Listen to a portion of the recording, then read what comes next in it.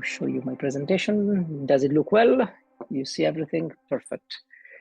So I still direct my space lab and to the University Hospital of Lausanne. I still collaborate with my mates, with the PFL, and really the question of the lab is how our brain generates the experience of being here and now.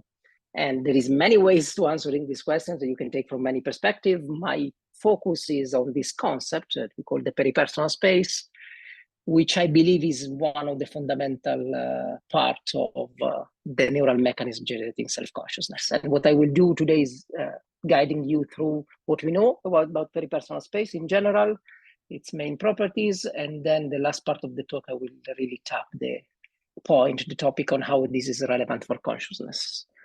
So the word peripersonal space means the space around the body.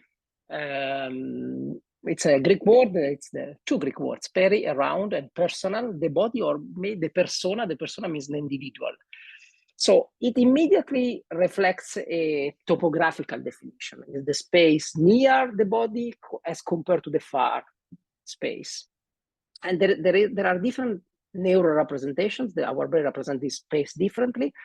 But people at the beginning really focus on this concept of distinguished spatial sectors, which is true. But then this has immediate some functional definition. So people identify the peripersonal space as the reaching space, the space I can reach, I can physically interact with. And this is also true. But then this space close to the body is particularly relevant because it's the space where I can be harmed, where external stimuli can represent really a threat for my body. And then people highlighted the concept of the defensive peripersonal space. And more in general, especially the group of Giandomenico Iannetti, Rory Buffacchi proposed this idea of peripersonal space as value fields. So this space around us has a special value for our behavior. And then people working more in social interactions identify sometimes the peripersonal space with the personal space, the space where we have interaction with other members of our species, and the concept of interpersonal distance.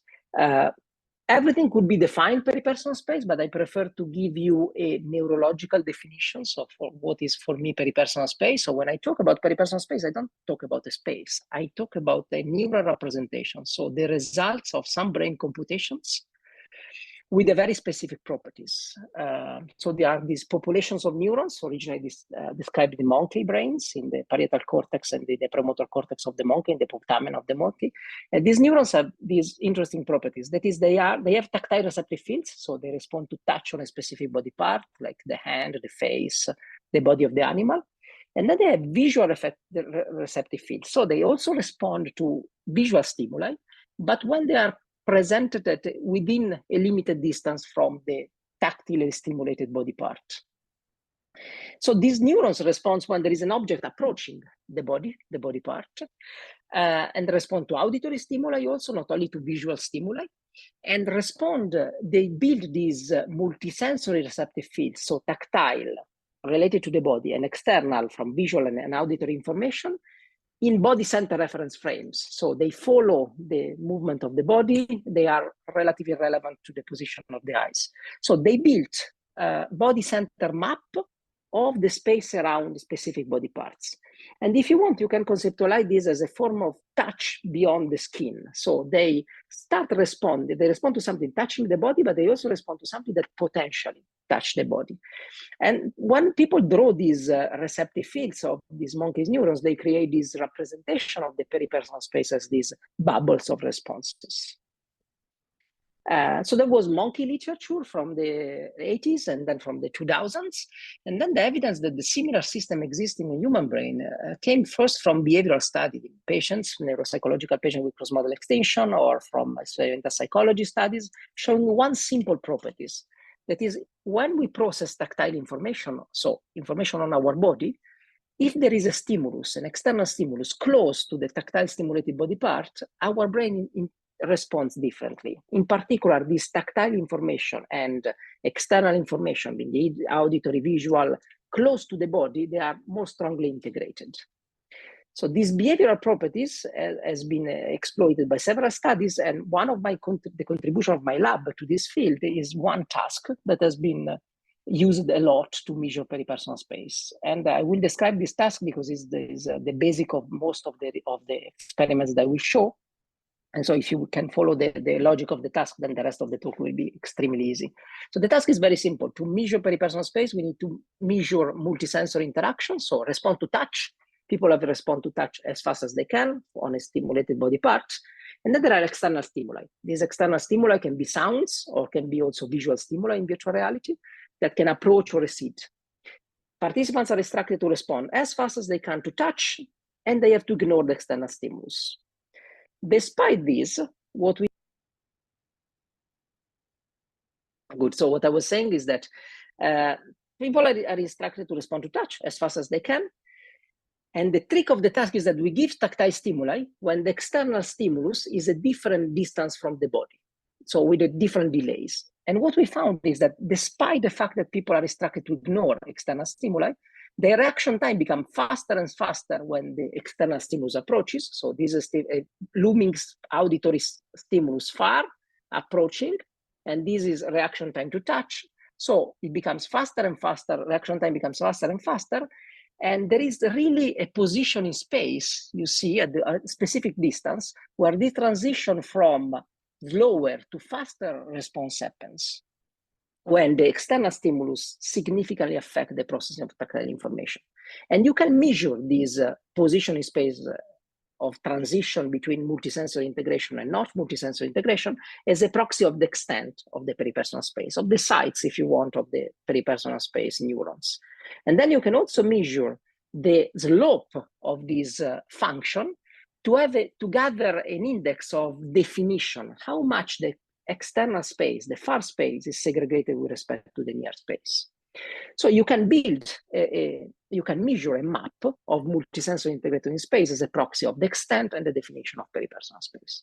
So we and other people use this task a lot to measure many properties of peripersonal space. For instance, the first thing we show is that as in monkeys, there are different neurons mapping a specific body part, in humans, there are different population of neurons of different responses mapping the hand peripersonal space, the face peripersonal space, the trunk peripersonal space. These peripersonal spaces have different sizes. They respond different to proprioceptive stimulation, and they are all anchored to a general peripersonal space around the whole body. In terms of brain imaging and how the peripersonal space is represented in the human brain, a number of studies compared brain responses when you have something close to the body and far from the body. And in a meta-analysis done by Peter Grivat, we select all these regions of interest that are activated more strongly when there is a stimulation near as compared to far from the body. And we build statistical maps of consistent activations showing areas of the human brain that are systematically activated more strongly when there is stimulation within the peripersonal space. What we found is that these areas are more in the ventral part of the premotor cortex, in the inferoparietal lobule, the conjunction between the supraparietal lobule, the intraparietal sulcus, and the primary and secondary motor cortex. And these regions clearly overlap with the brain areas where peripersonal space neurons have been described in human and monkeys. And then we had also the opportunity to run the first intracranial electrophysiological studies on peripersonal space in Geneva in patients implanted with electrodes for epileptic monitoring. We had the opportunity to test these patients with a task that is very similar to the behavioral one that I presented before, just a simplified version. So we provide patients either with auditory stimulation at 3 different distances. So there is a looming sounds, and we map 3 different distances, tactile stimulation on their trunk, or the combination of the two, audio tactile. And what we were interested in finding regions, electrode sites of the brain, where the response to audio tactile stimulation was stronger than the response to just auditory, just tactile, or the sum of the two. So to find areas of multisensory integration, and within those areas of multisensory integration to identify responses that were modulated by the distance of the sounds. So that mapped, they built a multisensory integration within the peripersonal space. So what you see in this picture are the sites where the electrodes are implanted. Of course, in patients implanted with epileptic monitoring, you can't choose where you place the electrodes, but once the electrodes are implanted, you can record that you can identify areas responding to the different combination of the stimuli. And in particular, the yellow electrodes responded more to multisensory integration, and we found 20 spots. And then within those, 6 electrodes responded in a special way. And to give you an idea how this response looks like, so this one electrode in the parietal cortex, you see that the yellow is the response to the sum of the auditory and tactile stimulus, whereas the orange is the response to the audio-tactile combination, where you see this enhanced response for multisensory stimuli. And then there is another neuron here that not only have a multisensory response, but have a special modulated multisensory response. That is, they respond, these electrodes respond stronger when there is audio-tactile stimuli within the peripersonal space. So the sound was coupled with touch at the middle and closest position than when the sound is far. So this is an electrophysiological marker of peripersonal space responses that then we use a lot to study and to measure consciousness. So to sum up, there is a mechanism integrating multisensory information around the body, specifically linking touch and external stimuli. It has been shown originally in the monkeys, and then same system with specific properties in humans. And if you want to know what is known, what I know, and what I believe it's interesting about peripersonal space, you can read this book or reviews. What I want to do now is giving you a rapid overview of some properties of peripersonal space that are interesting. I will go relatively fast on the plasticity and dynamics of peripersonal space. I will tell you something about the social responses of peripersonal space representations, and then I will spend a bit more time on consciousness, considering the audience and your interests. So first concept is that peripersonal space is not fixed. That is, it's a space of interaction. It's the space where our body can potentially interact with the external environment. Normally, we interact in a limited distance around our body because that's the space that our body can reach. And if these representations are probabilistic map of being touched, if you have stimuli in the space that normally your body can reach, is there where you can be touched. But humans, primates, use tools to reach farther position of space. And this was a seminal paper by Ricci, who trained the macaque monkeys to use a rake to reach food pellets. And they mapped the visual receptive fields of these intraparietal sulcus neurons before and after this training, and they showed that the receptive fields enlarged. Since this evidence in monkeys, many studies and many people show that in humans, if you use a tool to reach farther position of space, your peripersonal space enlarges. That is, the position in space when an external stimulus affects your tactile processing goes in the direction of the space where you have used the tools, where you had a more stronger interaction with external objects.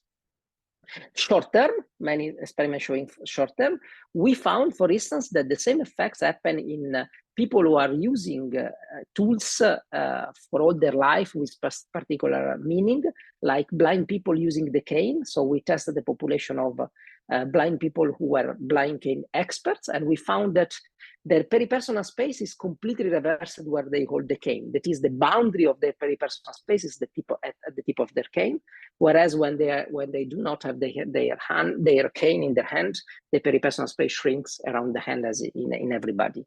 So there is this flexible representation of space as a function of experience. So peripersonal space can expand, but it can also contract. In this study, we blocked the arm for 10 hours. And after 10 hours of immobilization, we found that peripersonal space contracts around the arm that was immobilized. And again, this is not magic. Is that if, again, these neurons map probability of contacts, if your arm is blocked in this position, the probability of being contacted is much smaller than when your arm can freely move, as I do in Italians that use a lot their hands to speak. So peripersonal space contracts in the short term, because then after you free healthy people, their peripersonal space become normal again, but it can be permanently contracted after a physical damage to the body, like losing a hand in amputees. So we showed with Elisa Canzoneri that peripersonal space shrinks around the stump and then can really extend again once people use a prosthesis. Or we recently showed that in stroke patients with the sensory motor damage inducing severe hemiplegia, the peripersonal space around the plegic arm completely disappears. There is no more coding of potential interaction around the plegic arm.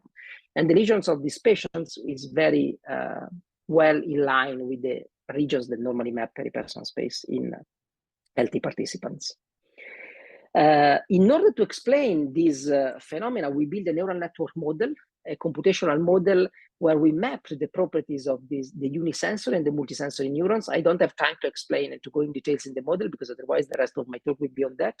But if anybody is interested, please, you can of course read the paper, but feel free also to contact me because I think the computational models in this case are a very powerful tool to make specific predictions and to test interesting predictions. So peripersonal space is plastic as a function of physical interaction with the external world. And what is the most relevant stimuli that we interact with? Other people, for sure.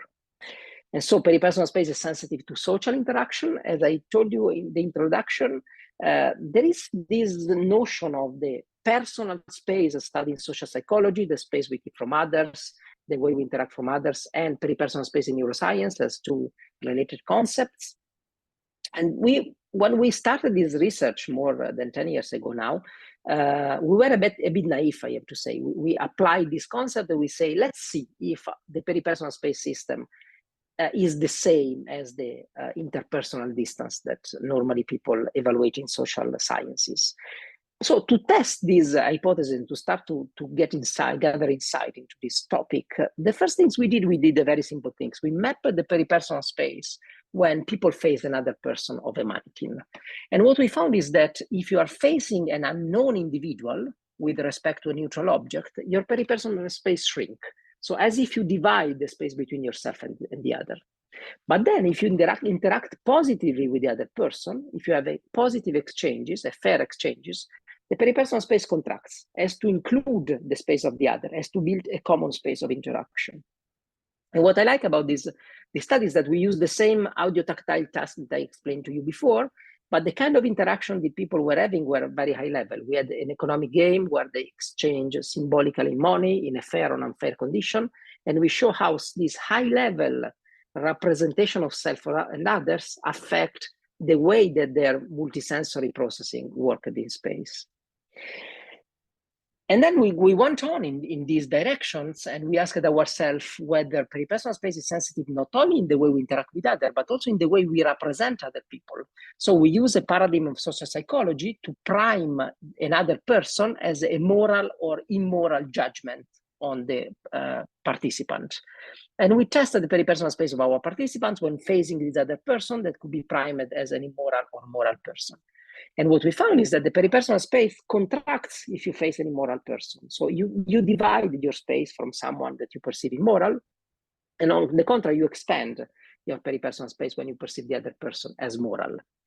This goes exactly in the opposite direction with the interpersonal distance. So if you do the classic interpersonal distance task where you have someone walking and you have to stop him walking when you perceive him or her as, when you perceive that you are not anymore comfortable with the distance that she has, this effect goes exactly in the opposite direction. So you let a moral person to walk more towards you and you stop an immoral person earlier. But this is not contradictory, I think, is the two coins of some processing allowing you to represent space as a function of how you perceive the other person. So you segregate your peripersonal space, you don't let the immoral person to come, or you expand your peripersonal space, you build a common space and you allow the other person to approach more. Recently, we showed that it's not only the way we perceive others that affects peripersonal space, but it's also the way we perceive ourselves. So we use this scale, the personal sense of power scale, that is a measure to assess individual differences in perceiving our own sense of power. And what we found that there is a particular subscale of this tool that is called the ability to influence other behaviors. So how much you think that you can influence other behaviors. And we found that the more people are high on this scale, so the more they perceive they can influence other behaviors, the flatter is their peripersonal space between themselves and the others. Conversely, if you perceive that you can't affect the other behavior, your peripersonal space is steeper. So here the effect is on the slope of peripersonal space, as I described at the beginning.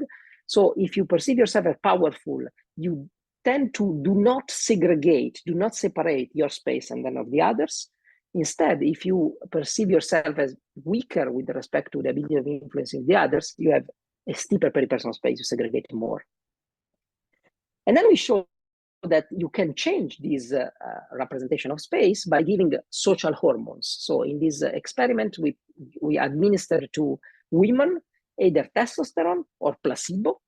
And we know that testosterone is a hormone that promotes a sense of power, so make people believe they have more power on the others. And we found that after administration of testosterone, the peripersonal space of these women enlarges to incorporate the space of the others as compared to the administration of placebo. And then recently we had the COVID pandemic, and when COVID started, I said I would never do any experiments on peripersonal space during COVID. But by serendipity, we were collecting data with a new task. That is where we had virtual faces, so other people directly approaching the participants and entering the peripersonal space. We were measuring the peripersonal space always in the same way, but instead of having neutral object in this case, or balls or sounds, in this case we had really others that could enter the peripersonal space. Participants to respond to touch on their face while this object was approaching. This other face was approaching at different distances. And we were doing a lot of experiments before the pandemic with this task, and we found that there was a clear modulation of the peripersonal space as a function of the distance of the others. We were doing experiments rightly before the lockdown, and the results were consistent. And then the lab shut down for 6 weeks, so we could not do experiments. And luckily, then we could start back to do experiments. And while we were collecting more data, my guys came to me and said, Andrea, the task doesn't work anymore. We don't have the results. We don't understand anything what's happening. And when we look at the data, we found that the representation of how people responded to touch when there was this avatar coming was completely changed. In particular, what we found, as you can see here, is that the slope of the peripersonal space function dramatically changed. It becomes steeper and steeper as to segregate more the space of the other from the space of yourself. Luckily, since this was a control condition of another project where we studied the interaction between peripersonal space and the immune system, probably maybe I will tell you about this project in few months when we publish the paper. But this was the control condition. So we were collecting explicit scoring of how much people were afraid of being contaminated. This even before the pandemic. So it was completely related to the pandemic. But we had these measures of how people were afraid of being contaminated. And what we found is that the more people were afraid of a contamination, the steeper their peripersonal space is, the more segregated their space was with respect to the space of others. So we found that the lockdown and the pandemic and all the representation of the social context that we had, and the fact that people were segregated and separated from others, really changed the way in which people represent their space with respect to an external, another person coming towards them. So I think I provide enough data to show how this mechanism, that again is a multisensory integration mechanism, is response to touch as a function of an external stimulus, is sensitive to high level social representation of ourselves and the others, and the interaction between ourselves and the other, and even the social context. And this has interesting implication with respect to psychopathology. So in the last year, there have been few well-done studies on relatively small cohorts of individuals with psychiatric disorders, but they start shedding some light into the psychopathology of peripersonal space. And if you think about this mechanism as a mechanism of potential interaction, and if you think how relevant this could be also for social interactions, then why this peripersonal space system might be affected, and studying it might be relevant for understanding psychopathology becomes evident, right? And so what these two studies that I will quickly present, is not from my lab, from other excellent researchers, show is that, so if you look at people with schizophrenia, this is a recent study by Lee, where they compared peripersonal space between the participants and the other in neurologically and psychiatrically healthy participants and in schizophrenics, when there was another object or there was another person, so in non-social and social condition. What they found is that there is a big difference. There is a difference in the size of peripersonal space in psychotic individuals in the social condition with respect to the non-social condition. and in the social condition, that is the peripersonal space of schizophrenics is shrunk in the social condition. And also the slope of the peripersonal space. So the segregation between the peripersonal space and the extrapersonal space is different, and in particular, it's steeper in schizophrenic. So when they are facing another individuals, they tend to shrink the peripersonal space and to segregate more from the others. But specifically, again, in the social condition. And interesting, so there is a social modulation, and this social modulation in patients with schizophrenia discriminates with from patient and healthy participants. On the other hand, the complementary result was found with adults with suffering out of spectrum disorders issues. And here what Jean-Paul Noël found is that while in control participants, there is a differentiation of peripersonal space in social and non-social condition, as we've shown from the beginning. If you are sitting in front of another person that you don't know, your peripersonal space shrink. In autistic individuals, there is no difference in peripersonal space between social and non-social conditions. So their peripersonal space system does not discriminate on the presence of others or not, and the potential of interaction. And this is true behaviorally, also in terms of EEG responses. And this has been interpreted as a lack of flexibility in adapting your representation of space for interactions as a function of the social context, which is this lack of flexibility in general is clearly a trait of autism spectrum disorders.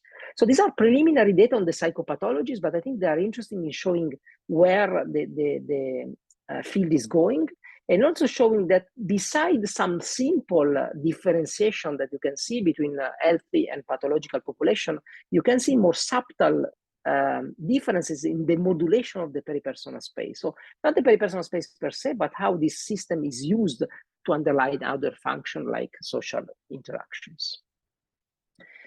And then I will move to the third and most interesting maybe for you topic, that is the link between peripersonal space and consciousness.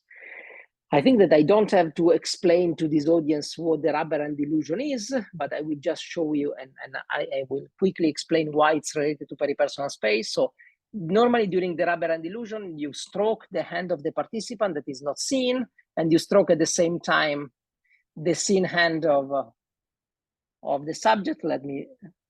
You stroke at the same time the hand of the subject. And when these two stimulation comes at the same time, after a few seconds of this kind of stimulation, participants perceive the fake hand as being their own hand. So they have ownership for the fake hand, so that they react in such a way that they even defend they defend the fake hand by retracting it. So why this is interesting, why this is relevant for peripersonal space? Now, if you look at the kind of stimulation that the experimenter is providing, it's providing touch on the hand, the real hand, and visual stimulation in a visual space that is close to the real hand, but not exactly.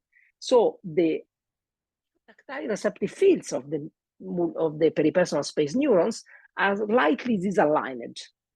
And if the two stimuli are given synchronously, there is a recalibration so that the brain of the participants start responding to the touch they see and integrating it to the touch they feel. So the hypothesis that Olaf Blanke made explicitly a few years ago is that when you have this kind of multisensory illusions, and in particular, the illusion that Olaf Blanke and Binya Legenhager discovered and described, the full body illusion. And in the full body illusion, you have this virtual reality environment. You wear an edge-mounted display. You see an avatar 2 meters in front of you. The avatar is touching on the back. You perceive touch on your back. And at the same time, after a few seconds of the stimulations, participants perceive the virtual body to be their own body. And they perceive themselves to be somewhere between the virtual body and the physical body. So there is self-identification with the virtual body, and there is change in self-location. There is another version of the illusion done by Eric Herson, the out-of-body illusion, or even the body swap, where people look down and they see the body. All these multisensory illusions tap on the same mechanism. They alter the natural congruency between vision, touch, proprioception, vestibular stimulation that we normally have when we feel touch and we perceive touch in real condition. In this illusion, these two sources of stimulation, from visual, from tactile, are dissociated, separated, And after a few seconds of this synchronous stimulation, so when there is a temporal congruency, your brain recalibrates. And the hypothesis of Olaf is that what happens is normally your peripersonal space integrates visuotactile information around your physical body, but when you perceive this illusion, your peripersonal space enlarges as to incorporate the virtual body. So we ran, actually I moved to the PFL in 2012 to run an experiment to exactly demonstrate this concept. And what we did was we measured it with the tasks that I described, sounds approaching, we mapped the peripersonal space with this task while participants were exposed to the full body illusion. So they were standing, they were wearing a monitor display, they saw a virtual body a few meters, and we mapped the peripersonal space between the real body and the virtual body. And what we found is that in the condition inducing the stronger illusion, when visuotactile stimulation was provided synchronously, there was an enlargement of the peripersonal space in the front. But then we said this enlargement could be compatible at the same time, either with an enlargement of peripersonal space or with the shift of the center of peripersonal space. Because people, as I told you before, during these illusions perceive themselves to be closer to the virtual body. So there was this shift in self-location. So we reasoned, if this is the case, what we should see is an enlargement in the front, but also a shrink in the back of the peripersonal space. So we tested at the same time with the apparatus, the back peripersonal space, and what we found is that actually the back peripersonal space contracted. So there was an extension on the front, a contraction in the back, as if the center of peripersonal space shifted together with the phenomenological experience of being in another location. And again, what I like is that our task was very easy, was tactile responses on the body as a function of the position of sounds. This task reflected, changes in this task reflected change in phenomenological experience. That is where people perceive to be during these illusions. So you see the link between body self-consciousness and peripersonal space in terms of the underlying mechanism. So the same mechanism used to induce these multisensory illusions is the multisensory integration mechanism that the peripersonal space neurons are programmed to respond. And accordingly, you can measure changes in self-experience by using peripersonal space tasks. So to do one step further, in a meta-analysis, we analyzed all the neuroimaging results, evidence, all the areas activated by these so-called multisensory illusions, so the rubber illusion, the full body illusion, the body swap, the effacement, the out-of-body illusion, and all the areas that activates when you measure peripersonal space around the hand, the trunk, the face, and we looked for overlap of these areas. And actually we found that there is a clear overlap of this activation as induced by body illusions and peripersonal space neurons, in particular at the conjunction between the supraparietal lobe, the intraparietal sulcus, that goes down and emerges again at the conjunction with the intraparietal sulcus. So this is a core area at the junction between the parietal sulcus and the temporal parietal junction that receive a lot of multisensory inputs from many senses: touch, vision, audition, vestibular, pain. And so this, we believe, is a core area. But more interesting, more than the single area per se, we found that there is a lot of connectivity between areas represented per peripersonal space, so containing peripersonal space neurons, and areas that are modulated during the so-called multisensory body illusions. So these networks, the one integrating multisensory information around the body and the one mediating the change in body experience, are very close and widely interconnected.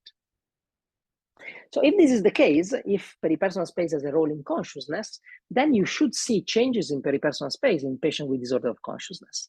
And together with Karin Diaz-Rans, that is the head of the acute neurorehabilitation units at the University Hospital Lausanne, where I am, we measured peripersonal space in patients with disorder of consciousness. The task was very similar to the one we used in the electrophysiology with the Fosco Bernasconi. In this patient with disorder of consciousness, of course, you can't ask a direct response, so we use EEG, we use the electrophysiological response, the same marker that we use that we developed with intracranial electrodes, but these were scalp EEG, population of patients. So again, we looked at stronger audio-tactile response when there is a stimulus near the body as compared to far from the body. And we had 19 patients in these studies. So we identify in healthy people the marker of peripersonal space response, again, as a stronger multisensory integration near the body. And this is what is normally happens in healthy people, that you have two temporal windows of stronger electrophysiological responses indicating stronger multisensory integration close to the body, around 200 milliseconds and around 350 milliseconds. And what I plot here is the size of this response. So the more negative, the more the response is, the more peripersonal space representation there is, if you want, in patients with disorder of consciousness and in controls. Then if you look all the patients together, you see that there is no response for sure in the early time window, and there is maybe something, but nothing significant in the later time. But actually, these patients included two different populations of patients: patients with a true disorder of consciousness and patients that are called CMD, so the patients that suffer cognitive motor dissociation. So these are patients that looks unconscious, but at the clinical evaluation. But this is the case because they can't express their level of consciousness because of a dissociation between volition and motor and execution system.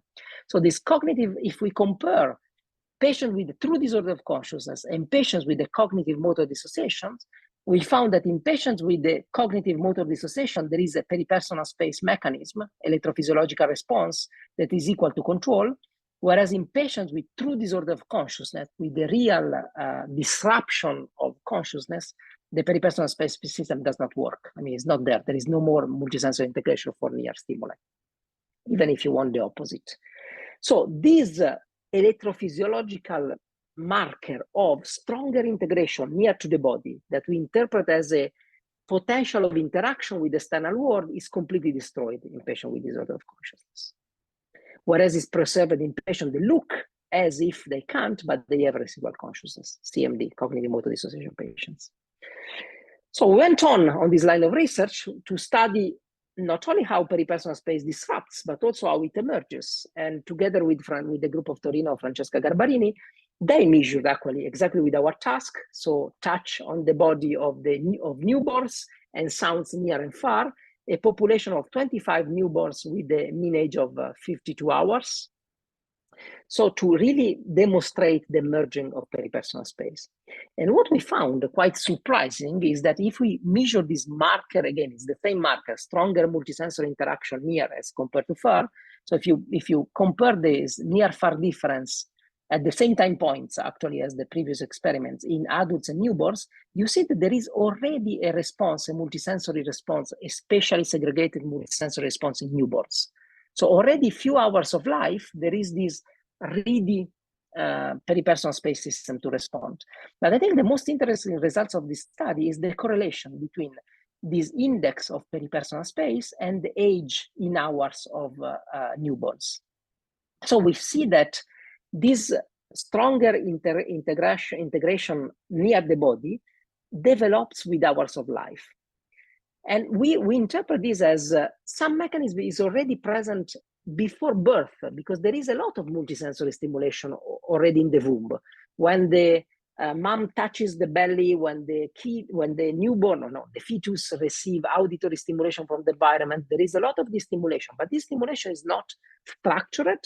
As soon as the baby is born, the exposure to specially organized stimulation makes this peripersonal space system emerging and this electrophysiological response emerging. So we continue this journey into the relationship between peripersonal space and consciousness to test whether normal changes in awareness and consciousness that we have every day when we go to sleep, when we wake, is reflected in peripersonal space mechanism. And together with Francesca Ciclari, we developed this project. So Francesca published this amazing study in Nature Neuroscience when she showed that it is possible to predict from neural responses from a high-density EEG whether a subject is awake or, of course, sleeping, but more importantly, whether he's dreaming or not dreaming, online. And in particular, it's even possible to predict the content of dreaming by showing the areas that are activated. So we reasoned that if peripersonal space is a system that is able to detect possibility of interactions, even if you are sleeping, but you have a form of consciousness in the content of dreams, then there should be a peripersonal space representation. So to test this, we develop a high-density protocol, and since during sleep, really the traces and the power, the different responses varies considerably with respect to wakefulness, and in particular, evoked response are very different during sleep and during wakefulness. We develop another marker of peripersonal space function that is more solid because it's based on the power in the frequency domain. And so what we first did with Tommaso Bertoni, my postdoc working on this project, he first identified a new marker of peripersonal space integration. Again, same concept, stronger multisensory integration near the body as compared to far, based on power, and in particular, the power in the beta band was a clear marker of stronger multisensory integration in peripersonal space. And this marker looks like there is a higher beta desynchronization when stimuli are close to the body, when there are auditory and tactile stimuli close to the body with respect to unisensory and far stimuli. And this marker is very solid. These are healthy people awake, and you see that in almost all of them, we see the same marker. And then we went to study this marker during different phases of sleep. So in red is the marker when people are awake. What you see, NE, is sleep stages when people are sleeping and they are not dreaming. How we know that? Because we awaked participants during the night and we asked them, were you sleeping or were you dreaming or not? And then can you remember the content of your dream or not? So what we found is that in deep sleep, when people were not dreaming, you see that this peripersonal space marker actually reversed. So there is not only less multisensory integration near the body, but it's even light processing is more dispersed in space everywhere.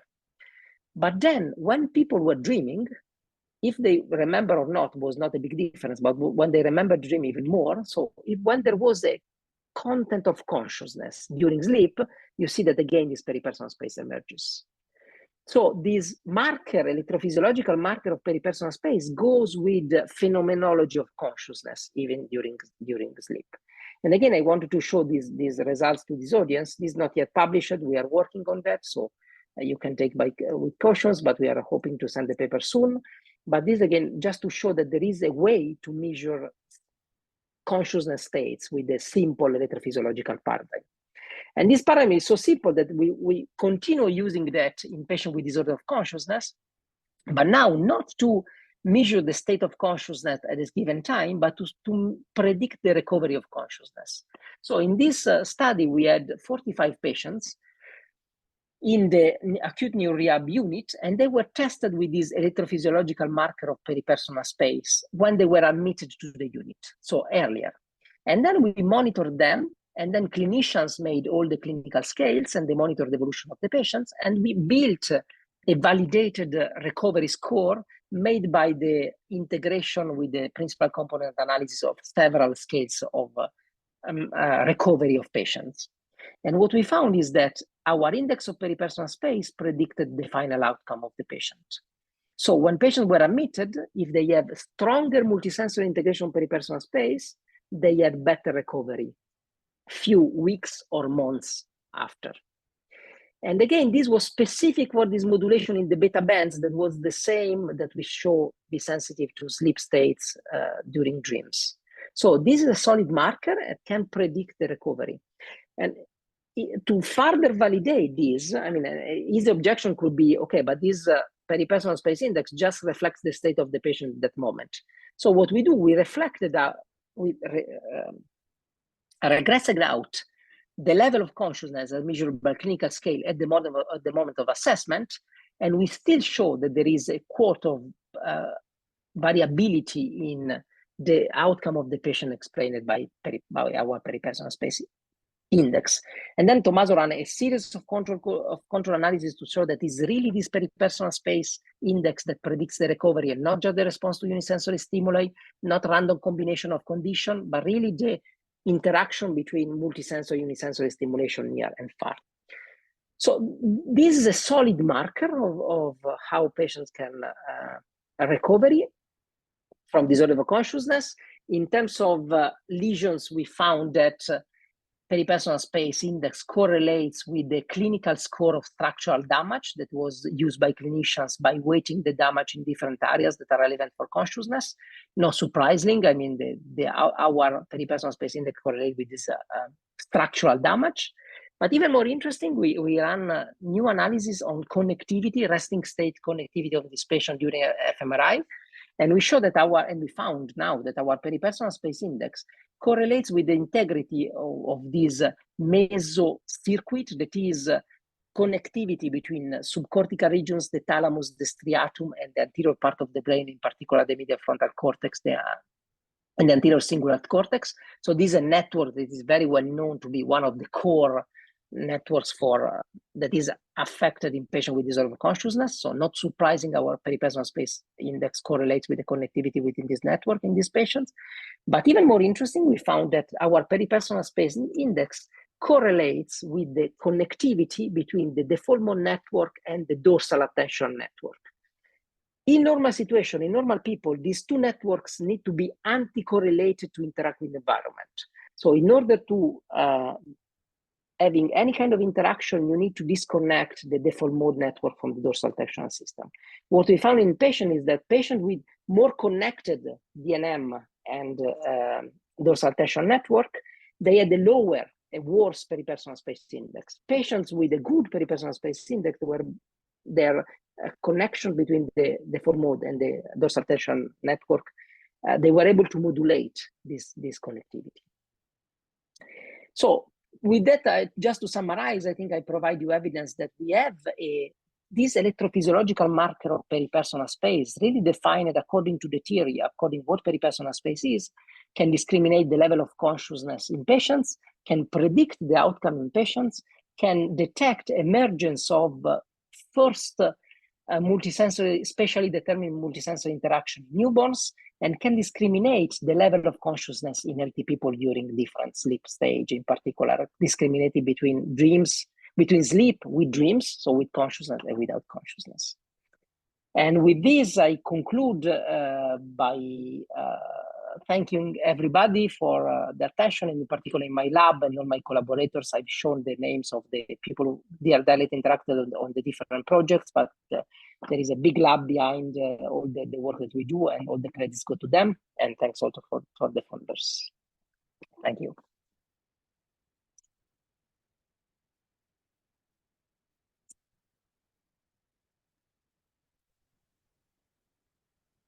All right.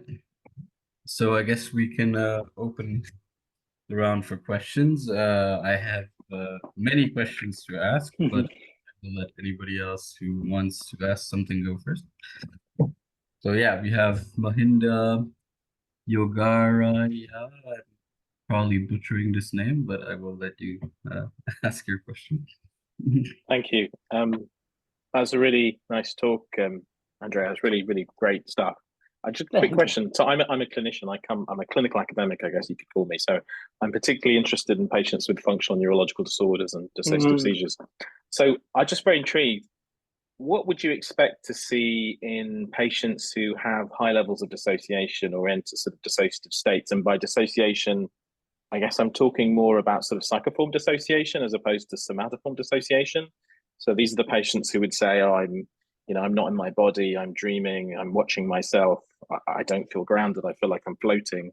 I'm just intrigued. There may be papers or data that you guys have published or you've seen, or if not, what would you expect to see, do you think, in terms of peripersonal space?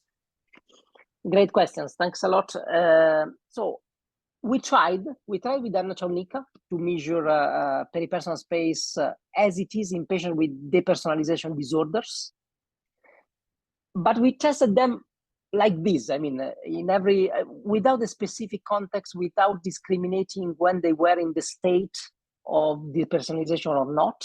And we found no difference. I mean, we haven't published even the paper because there was no difference between people with depersonalization and healthy controls in their normal peripersonal space.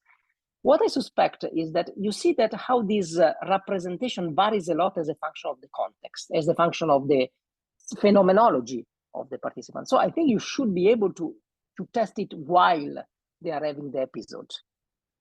And there, what I would predict is that this boundary between myself and the external world would completely vanish. I would expect a flat function, you see, and going everywhere and not able to discriminate this space of interaction here and now with the rest of the environment.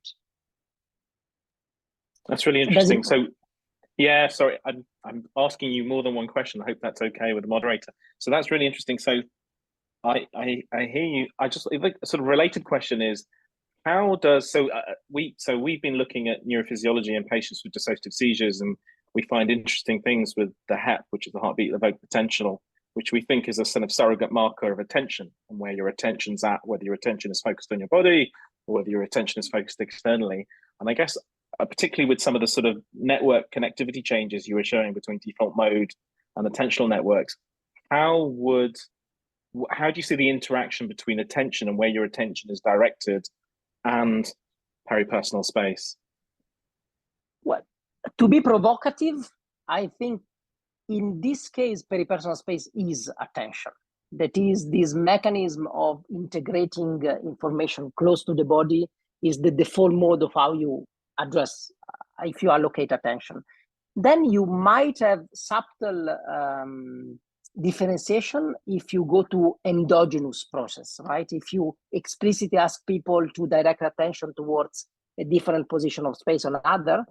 And then if you think about our neural network model, I didn't explain too much, but the idea is that you have unisensory areas that project to multisensory neurons.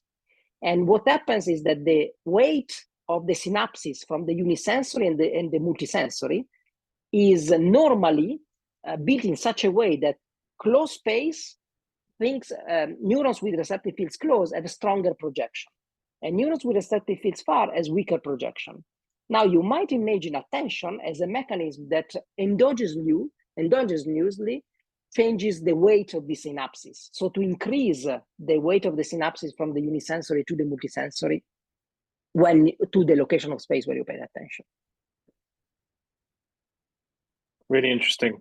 Am I allowed one more? So I'm hogging. And my last question was, you mentioned CMD, cognitive motor dissociation. Just clinically, what was wrong with those patients? Well, they're not psychiatric, right? They're still neurological. No. These are neurological. I think it's I mean, I'm not an expert neurologist in the acute care, but from what I learned by collaborating with my colleagues, is that basically it's a problem of diagnostics. These patients look like they are in disorder of consciousness, but since all the clinical scales are based on questions and responses and covert attention, these patients look like if they cannot respond, but because of dissociation between intentional areas and motor areas, they cannot express themselves. So locked-in syndrome are considered a form of cognitive motor dissociation. So they would have findings in MRI, like bleeds or in strokes in certain areas of their brain? Okay, fine. Okay. Thank you so much. Thank you for the moderator allowing me to ask much more than one question. All right. So I have some kind of large, wide-spanning questions. So maybe I'll start with one that is maybe I don't expect necessarily. Some of it might be just speculation, but I mean, I guess you already touched upon this contextuality. So I think that it seems to me that anything that has some sort of relevance to the observer would have some, or any type of underlying spatial representation would be able to elicit some kind of space. So in this sense, it's kind of contextual, and I'm just wondering how this could manifest itself. So if I were to use stimuli of, like, let's say somebody who's addicted to alcohol, would I be able to use like a kind of contextually, like a self-relevant marker to say map out how effective a treatment is, for example? But I'm also just wondering, how do you think that the bounds of this are working? So space is like, well, kind of relative. So I guess you could also think of a taxi driver in New York or London whose hippocampus is larger as having a kind of wider spatial representation. So do you think that there's some kind of upper bound scale? Like, will this work on really any type of scale on which human beings have some kind of spatial representation? What about animals? So I don't know, stuff that I guess going into the more speculative part, but just curious on what your thoughts on that is. So let me start from the last question. So I think we have to distinguish spatial maps that we use to navigate that can be built allocentrically, like the representation that taxi driver in London have of their city, from the first person perspective egocentric representation of space that you have while you are engaged in activities. So the taxi driver, while driving and while embodying his car, will have an extended peripersonal space. Will map the boundary of the car as the limits of their body because it has to predict touch to the car instead to their own body. But this will not change if he's an expert taxi driver or not. Well, if he knows a lot about London or not. If he's an expert driver or not, yes. That piece instead is how you map, and this I think is an interesting question, and nobody has done it, has cracked really very well the topic. How you map this egocentric representation of space that you have in first person perspective with these allocentric maps of our environment. So you move your body around, so you have to adapt to update this representation as a function when you move. So you have these two concurrent spatial representations that interact with each other. The way they interact, we don't know. With respect to the contextual information, so we don't know too much about how peripersonal space expands or adapts or responds to interesting stimuli, relevant. We know a lot about it in response to respect to threatening stimuli. This we know because people tested.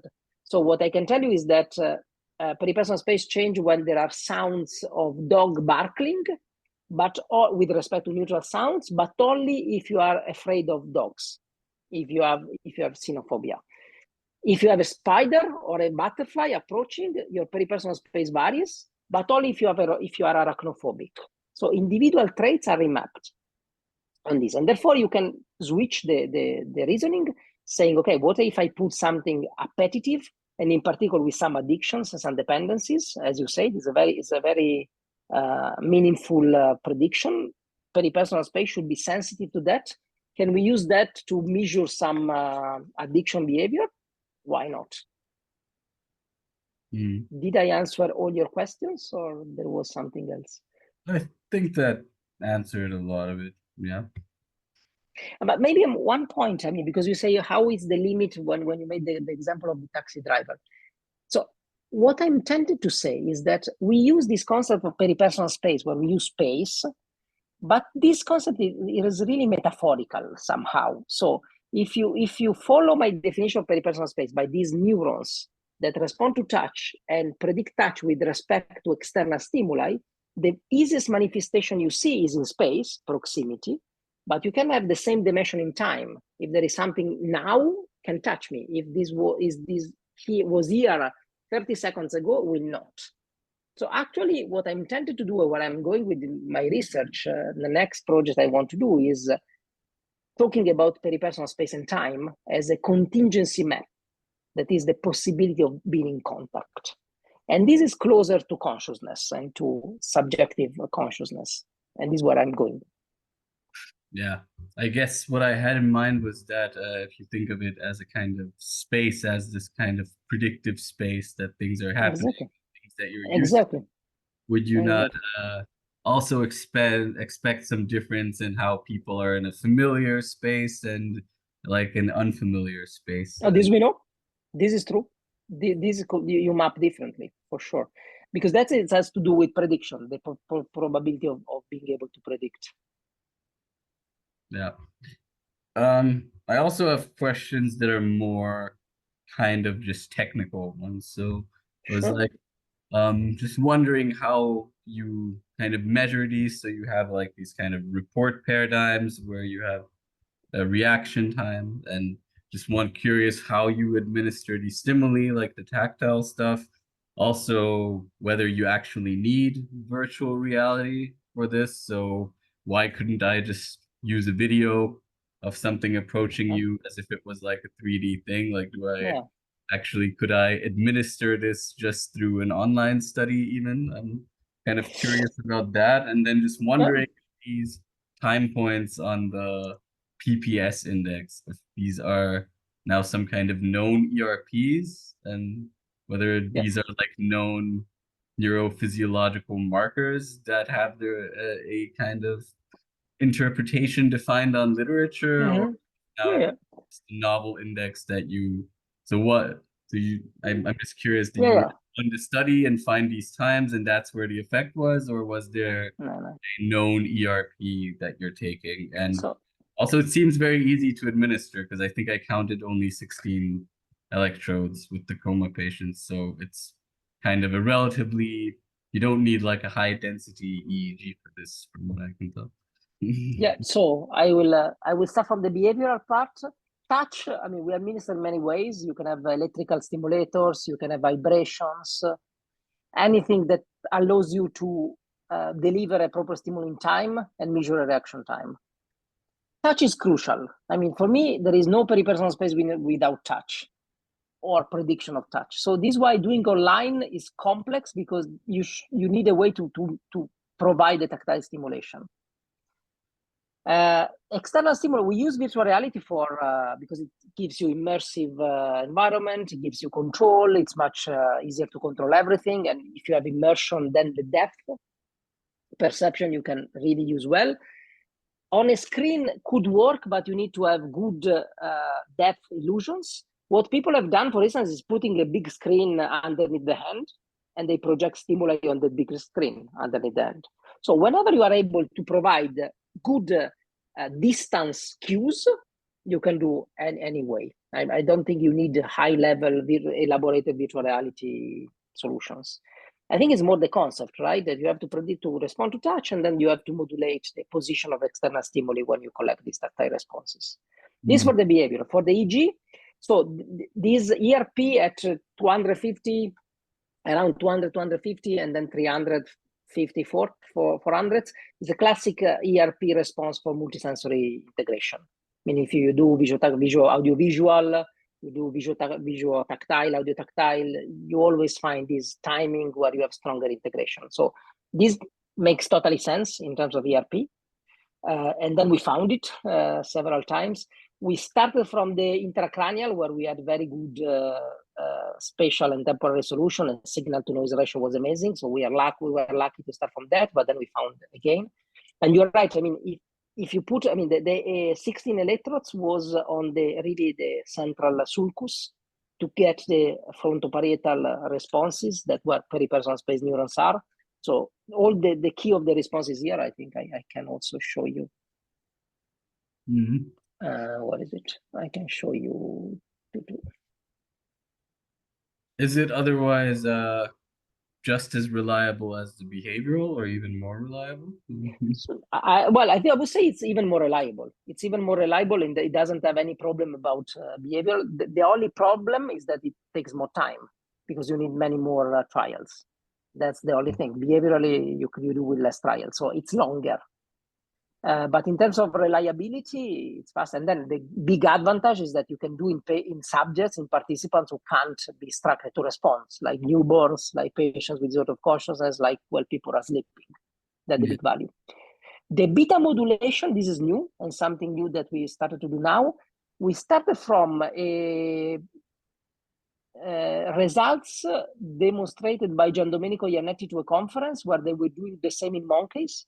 And they showed this beta modulation when there was something close or far from the monkey arm. And so we were trying to do ERP in the sleep project, but finding reliable ERP and comparing it during the different sleep phases was a nightmare. And so I saw this marker that Giandomenico was elaborating on monkeys, and I went to my guy and say, why don't we look to that, exactly to the beta? And we found exactly the same marker. So nobody has published it, and we are finalizing the manuscript now. But I mean, the thing where I'm very, how would you say, confident is that if you look to the healthy people data, this graph here, I mean, it's specific for beta, and then you see the electrodes where this arises is exactly where we expect to be. And if you look, I mean, almost all participants have this effect strongly. So this is very reliable. And we found in patients imaging how they're recording in these conditions, these patients move, they have some reactions, there is noise in the environment, and we got it. So it's very robust, I have to say. Right. Do you have any predictions for work with altered states of consciousness? So This is where I would want to go. I mean, to me, one of the, also why I was very happy when you invited me, is that I really want to launch a new line of research where we can use this marker to measure and to predict and then test phenomenology, right? If you have altered state of consciousness due to psychedelics, if you have meditation states where you can really modulate phenomenological experience, then we can study the neural correlates, and maybe we can even study the mechanism. So from where these areas are modulated, what are the origin? So this is what I really would like to do in the next 5 years. I'm preparing a grant for that, and I'm working for an idea on that. but I imagine there's already existing data sets from which this could be extrapolated from, actually, no? Although no, you need the Exactly, you need the stimulation, the proper stimulation, because this, I mean, our method comes from a strong theory. I mean, it's not that we just provide the stimuli per se. We know exactly how this neuron should work, and then we clearly develop the task and the prediction based on the neurophysiology of these neurons. Lucy, you are an artist, but if you have any questions, suggestions, I'm very curious. I like a lot to interact with people who see the things in a different perspective. You wrote, I won't asking any questions, but if you have any comments, I'm happy to listen to you and to exchange. I mean, I like the different perspectives. Yes, I'm very grateful, but yeah, I think I need to go away and think about it. I think it was really interesting. I mean, my background, I'm interested in lived experience of dementia. So okay. I didn't come here expecting to hear you speak about that. I'm just interested in touch perception, and that's something I'm thinking about a lot at the moment. So that's what I thought I might find of interest in your talk. But yeah, and I'm a bit shy as well. So no, don't worry. Send me if you want to read something in particular. Send me an email. I will be happy to send you papers and suggestions for reading. Thank you. That would be lovely. But yes, I will go and think about it. Thank you very much. Thank you. We So do also have one in the comment section, I think. So I already have one about your slope measurements and what that means exactly, noisiness, and also about Bufacchi-Lanetti's action fields. Do you think that the PPS to a same particular specific stimulus can change when its meaningfulness also changes, e.g. innocuous to noxious, i.e. when triggering, manipulating versus defensive actions? Yeah, I think you already kind of touched on this with the contextuality.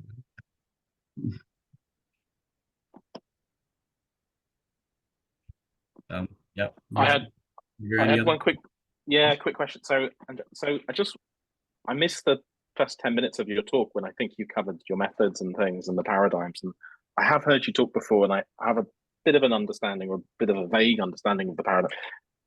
So if I understand correctly, with the disorders of consciousness in the newborns, you're not requiring any behavioral response from them. You're literally you're looking at audio visual integration and how that's modulated.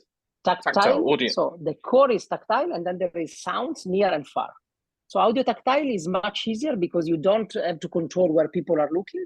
So you just present tactile stimulation. On newborns, we put on the arm. Also in patients with coma, we put on the arm. Yeah. Tactile stimulation, then we have sounds either near or far. What we measure, we have the unimodal, tactile, auditory near, auditory far, and then we have the multimodal, audio tactile near, audio tactile far. Our marker is the interaction. So stronger response in audio tactile near as compared to far, that is different from just the unisensory. Right. And that's robust enough, so even if there's movement, even if the patient is moving around, you'd still be You able can to pull clean. out signal? Yeah, you can clean a bit the signal. You do some Okay. cleaning, but it's pretty robust. I mean, the marker is Uh, pretty robust. And is there any markers that you found correlate or show some sort of correlation with those markers that are just based on, I guess, standard EEG? So looking at, I don't know, frequency, power, you know, are there? I guess where I'm coming from is, as I said, I'm a clinician. I see patients with dissociative disorders. I see patients flipping in and out of states. And there are various things you can look at in EEG, but I'm just wondering if there's anything one could look at in the EEG of these patients who haven't had behavioral paradigms, as it were, that might reflect something around peripersonal space and these kinds of ideas. So you mean to have a behavioral paradigm, or in the I guess my question is are there markers in EEG that correlate with some of the behavioral paradigms you've talked? So these would be individuals who've not necessarily had a behavioral paradigm, but you see something in whether that's power spectra, etc. In our study, when in the patient with disorder of consciousness, what we found is that our marker correlate with the general index of complexity in the EEG response, alla Massimini, if you want. Okay. Yeah. So yeah. That we show. Which makes sense. Okay. Yeah. Really interesting. A lot of food for thought. Thank you very much. And I'm very interested. I mean, your patients are clearly a very interesting population. And I think, I mean, the only way of doing good research is having clinicians who know how the patients behave and who know what expecting to the patients, and then applying some neuroscience or behavioral task where you know how the task works. And that's the best way to answer the question. Yeah, absolutely. And I would also agree with you about the phenomenological aspect as well, because inevitably, and this is one of the things about clinical research and sort of basic science, basic neuroscience, is there is heterogeneity in the clinical patients we see, right? Absolutely. They're not homogenous. They aren't the sort of patients you would see in a typical lab. And that heterogeneity is reflected a lot in the experiential stuff and the symptoms they report. So there's richness in that heterogeneity. So I love the idea of trying to link some of these neurophysiological measures a little bit more precisely as to what is the experiential quality of what these patients are experiencing. And in some respects, dissociation is a really interesting category, because there are, you know, even with these kind of patients with functional disorders that I see who have seizures, for example, there are differences at an experiential level symptomatically that they would experience that map to different behaviors. Exactly. And that's why I'd be very intrigued with, you know, things like peripersonal space, how that then translates into some of the neuroscience. So yeah, definitely food for thought. I'm sure I may even send you an email as a with follow-up. pleasure. With pleasure. Yeah. But thank you. Thanks for your time. Yeah. I mean, I guess I only have one small question left about the technical one again. So like with the reaction time, you're literally only asking people to respond to it as quick as possible. Like, is that the only task they're doing? Yeah. All each task is that. Very simple. And focus on touch. Yeah. I guess one idea I had of how you could do it online would be with a kind of game controller that vibrates. Exactly. Yeah, this you could. Do you think there's like some modality interactions that are more effective than others, like tactile and psi vision, or tactile and audio as being more closely linked? So it depends what you want to test. So for instance, in terms of audio tactile, it's strong, the effect you see it, but in terms of spatial discrimination, the gradient of the resolution of the auditory system in terms of distance is much weaker than the one of visual. So in visual, you will see much smaller differences. But the audio tactile is very strong, and so in terms of solidity of the response is very good. And the other thing with the audio tactile, is that you don't have to control for gazing. Whereas if you do visual tactile, the gazing is super important, so you have to be sure that people are looking at the same position. And if you want to do a line, that is complicated. Yeah. The other thing is that so virtually, on the other hand, specialized visual stimuli is relatively easy on a computer screen. Specialized sounds is more complicated if you don't have real external loudspeakers. Yeah, but I it's more assume technical. that there's also some kind of like temporal recalibration taking place or serial dependence. So I guess like these kind of order effects would also be littered throughout the data. Do you know if that affects it? Yeah, they can. Yeah, they can. I mean, the other thing that is there is that you have strong habituation. So if you do for an hour continuously the mapping of peripersonal space, then you change the regularities, because these neurons are used to receive touch when there is something near. So we use this property to probe. But then if during the task you touch it and then you provide stimuli at different distance with the same regularities, you alter it. So you have to do short blocks, you have to stop, they have to do something and then go back. But does this go so far that you use different types of stimuli, like different? Exactly. That's good. Yeah, that's a good option. Yeah, that's a good option. This would help. And this is what you did in your studies as well, or? No, normally we use very simple and somehow repetitive stimuli, but it's a good option to vary.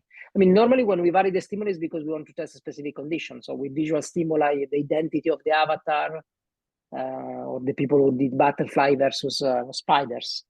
But you are right that you could have simple modulations that are just useful to induce some variability. That is good. Variability is good. Yeah, interesting. Yeah, I'm very curious to use this for future studies. It sounds like a very well. If you are planning, do not hesitate to contact us, because I mean we know how it works. So sometimes it's easier to provide insights and share knowledge. We are happy to do that. Yeah, you use like a kind of Arduino system for the yeah, relatively easy. Yeah, I would love to I would love to contact you.